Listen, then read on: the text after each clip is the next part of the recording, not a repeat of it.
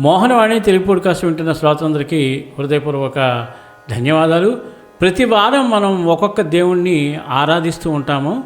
అయితే మంగళవారం నాడు కేవలం సుబ్రహ్మణ్యేశ్వర స్వామినే ఎందుకు మనము పూజించాలి అనే విషయం గురించి అందరం కలిసి తెలుసుకుందాం.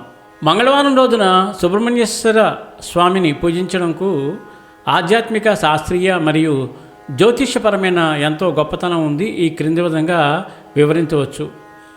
ఒకటి, మంగళగ్రహ సంబంధం. మంగళవారం అనేది మంగళ గ్రహానికి అధిపతి అయిన రోజు.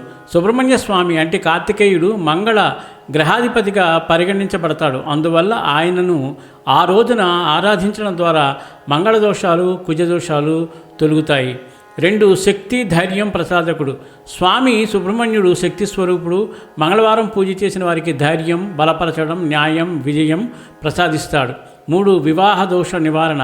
మంగళగ్రహం వివాహ యోగానికి ప్రభావం చూపుతుంది. కుజదోషం ఉన్నవారు మంగళవారం సుబ్రహ్మణ్య స్వామి వ్రతము లేదా పూజ చేస్తే వివాహంలో అడ్డంకులు తొలగి శుభ ఫలితాలు వస్తాయి. 4, శత్రు భయ నివారణ. స్వామి శక్తిపుత్రుడు, శత్రు సంహారకుడిగా ప్రసిద్ధి. మంగళవారం ఆయనను పూజిస్తే శత్రు భయం, దృష్టి దోషాలు, అనారోగ్యాలు దూరం అవుతాయి. 5, సంకల్ప శక్తి పెంపు. సుబ్రహ్మణ్యుడు జ్ఞాన, ధర్మ, భక్తి బలం ప్రసాదిస్తాడు. మంగళవారం ఉపవాసం చేసి పూజ చేస్తే మనసు స్థిరంగా ఉంటుంది. మంగళవారం పూజ విధానం.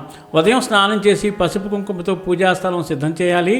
ఓం శరం శరవణ భవాయ నమః అనే మంత్రాన్ని 108 సార్లు జపించాలి. పాలు, తేనె, గుగ్గులు, పుష్పాలతో పూజ చేయాలి. సుబ్రహ్మణ్య షష్ఠి కథ లేదా సుబ్రహ్మణ్య స్తోత్రాలు పఠించాలి.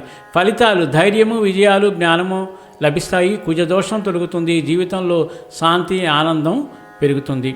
ఇది ఇంత బ్రహ్మాండమైన మహత్తు ఉంది కాబట్టి అందరం మంగళవారం రోజున విధిగా ఆ సుబ్రహ్మణ్యేశ్వర స్వామిని పూజించి ఆయన యొక్క ఆశీస్సులు, కరుణా కటాక్షాలు పొందాలని మనస్ఫూర్తిగా కోరుకుంటూ సర్వేజన సుఖినో భవంతు, లోకా సమస్త సుఖినో భవంతు. ధన్యవాదాలు. స్వస్తి.